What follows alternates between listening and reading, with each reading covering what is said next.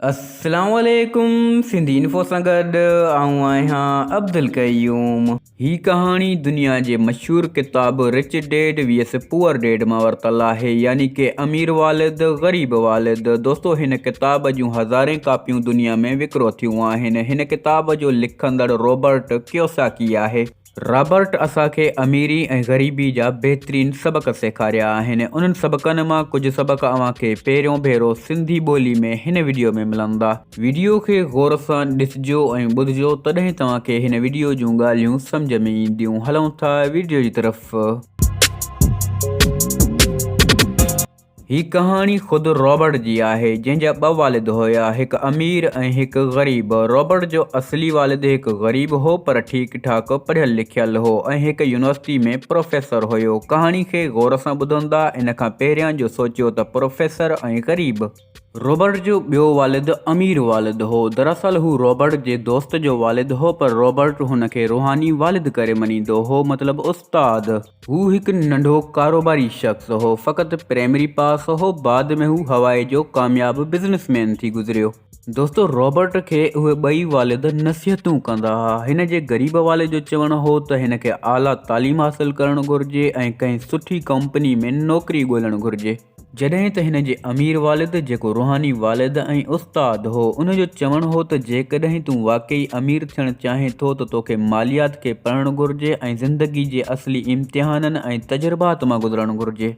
दोस्तो, रॉबर्ट पंहिंजे अमीर वालिद जी ॻाल्हि खे फॉलो कयो ऐं ज़िंदगी जे असली तजुर्बात मां गुज़रियो। अॼु रॉबर्ट अमेरिका जो कामयाब कारोबारी शख़्स आहे। रॉबर्ट किताब ज़रिए अमीर थियण जा कुझु सबक सेखारिया आहिनि। अचो त ॾिसूं था उहे सबक कहिड़ा आहिनि।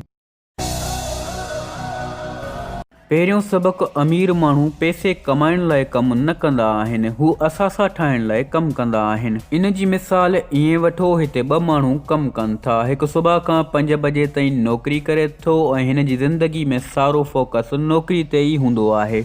जॾहिं त ॿियो माण्हू नौकरी सां गॾोगॾु असासा बि ठाहींदो वेंदो आहे। ज़रूरी न आहे असासा लखनि करोड़नि जा हुजनि, हज़ारनि जा बि थी सघनि था। हिते असासनि जो मतिलबु आहे नंढा नंढा कारोबार, जंहिंजे ज़रिए इंसान कॾहिं न कॾहिं माली हवाले सां आज़ादु थी वेंदो आहे।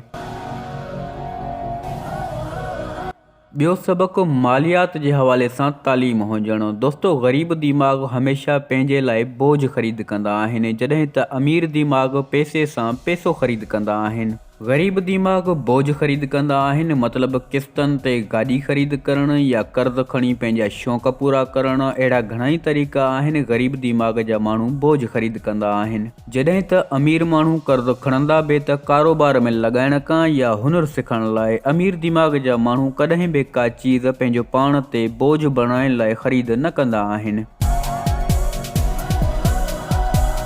अमीर थियण जो टियों सबक़ु आहे, पंहिंजे कम सां कमु रखो। पंहिंजे जज़्बात खे काबू में रखो। ज़हन में हिकु गोल, हिकु टारगेट ठाहे छॾियो। कंहिंजे चवण ते पंहिंजी सोच ऐं ख़्याल तब्दील न कयो। चोथों सबक़ु आहे, पंहिंजी ज़हनियत जी तरबियत कयो, जंहिंजो मतिलबु आहे दिमाग़ खे अहिड़ो बणायो जो दिमाग़ में सवाल पैदा थियनि त इन्वेस्ट किथे कयां, ईअं न जो वेस्ट किथे कयां। इन्वेस्ट कंदो अव्हांजी जेब में पैसा ईंदा, वेस्ट कंदो अव्हांजी जेब मां पैसा निकिरंदा। मार्केट खे सम्झण जी कोशिशि कयो। फ़र्ज़ु कयो हिकु ॻोठ में 5 करियाना जा दुकान आहिनि। तव्हांजे ज़हन में कारोबार जो ख़्यालु आयो, तव्हां बि उते करियाना दुकान ई खोलियो, त मतिलबु तव्हां मार्केट खे सही न सम्झो। मार्केट जी डिमांड छा आहे, कहिड़ी चीज़ जी कमी आहे। हाणे तव्हांखे दुकान खे अहिड़ो करिणो पवंदो जो हुन 5 दुकाननि खां अलॻि नज़र अचे, मतिलबु महिनत घणी आहे। जेकॾहिं तव्हां साॻी जॻह ते सैलून खोलियो हा त महिनत घटि लॻे हा, छो जो उहा मार्केट जी डिमांड आहे। ॻोठ में हिकु बि सैलून न आहे। ॻोठनि जी आबादी बि तक़रीबन नंढनि शहरनि जेतिरी थी वई आहे। तक़रीबन हर ॻोठाणो महीने में हिकु चकर वार ऐं ॾाढ़ी ठाराए थो। इन करे हर कारोबार खां पहिरियां मार्केट खे सम्झणु घुरिजे त मार्केट जी डिमांड छा आहे, कहिड़ी चीज़ जी कमी आहे। इन खे चइबो आहे कारोबारी ज़हनियत करणु। 5हों सबक़ु आहे त अमीर दिमाग़ जा माण्हू मौक़े मां फ़ाइदो वठंदा आहिनि, जॾहिं त ग़रीब दिमाग़ जा माण्हू हमेशह डिॼंदा आहिनि। फ़र्ज़ु कयो ॻोठ में 2 माण्हू आहिनि। हिकु चवे थो मां मुर्गियुनि जो फार्म ठाहींदुसि, अंडनि जा रेट वधंदा पिया वञनि, सुठो मुनाफ़ो मिलंदो। ॿियो माण्हू आहे, चवे थो आउं इहो कारोबार न कंदुसि, कुकड़ियुनि में बीमारी ईंदी आहे, मरी वेंदियूं। पोइ अहिड़ा माण्हू कामयाबु नथा थी सघनि जंहिंजी सोच शुरूआति में ई मुनफ़ी हुजे, नेगेटिव हुजे। कामयाबी लाइ रिस्क ज़रूरी आहे। कामयाब या अमीर थियण जो 6 सबक़ु आहे त पैसा कमाइण लाइ कमु न कयो, बल्कि कुझु न कुझु सिखण लाइ कमु कयो।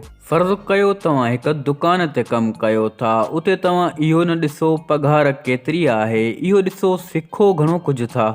सेठियुनि जी ॾेती लेती ख़रीदो फ़रोख़्त मां तव्हां घणो कुझु सिखी वञो था। अहिड़ी तरह वॾी कंपनी में कमु करण सां तव्हां कुझु वॾो सिखो था। तव्हां जिते बि कमु कयो, कुझु न कुझु सिखण जी कोशिशि कंदा कयो। 7हों सबक़ु हीउ आहे त रुकावटनि खे ख़तमु करणु। दोस्तो, कॾहिं कॾहिं इंसानु पंहिंजो पाण जो दुश्मन थी वेंदो आहे। मतिलबु हिमत न हुजणो, हिमत न करणो, हमेशह डिॼणो, रिस्क न खणणो, सुस्ती हुजणो, तकबर ऐं वॾाई हुजणो, ख़राबु आदतूं, इहे सभु असांजी कामयाबी में रुकावटूं आहिनि जंहिंखे ख़तमु करणो पवंदो। दोस्तो, मालियाती तहफ़ुज़ हुजणु जीअण लाइ ज़रूरी आहे। असांजो पंहिंजो कारोबार हुजे, कर्ज़ु खणी पंहिंजा शौक़ पूरा न करणु घुरिजनि, बचत मां शौक़ पूरा करणु घुरिजनि। वालिदीन खे घुरिजे त स्कूल सां गॾोगॾु ॿारनि खे कारोबार जे हवाले सां बि सबक़ु ॾींदो वञे। पैसे जे बारे में ॿारनि खे ॿुधायो त कीअं जुड़ंदो आहे, इन जी अहमियत केतिरी आहे। जीअं उहे वॾा थियनि त उन्हनि खे पहिरियां ई कारोबार जी सम्झ हुजे। जेकॾहिं नौकिरी करे त नौकिरी मां कारोबार ठाहिणु सिखे। असांजी सिंध में सभु कुझु उल्टो थी रहियो आहे। असां वटि हिकु भाती कमाइण वारो आहे त 8 खाइण वारा आहिनि। असांजा पढ़ियल लिखियल नौजवान हिक ॿिए सां सोशल मीडिया ते सियासी बहस में मसरूफ़ आहिनि, जॾहिं त अणपढ़ियल होटलनि ते मसरूफ़ आहिनि। जंहिंखे चऊं था त कारोबार कर त चए थो पैसा कोन्हे। चऊं था नौकिरी ॻोल्ह, कराची, लाहौर वग़ैरह वॾनि शहरनि में हज़ारे कारखाना फैक्ट्रियूं ठही वियूं आहिनि। जाखोड़ कयो, नौकिरी मिली वेंदी। चवनि था पंहिंजो ॻोठु या शहर केरु छॾे।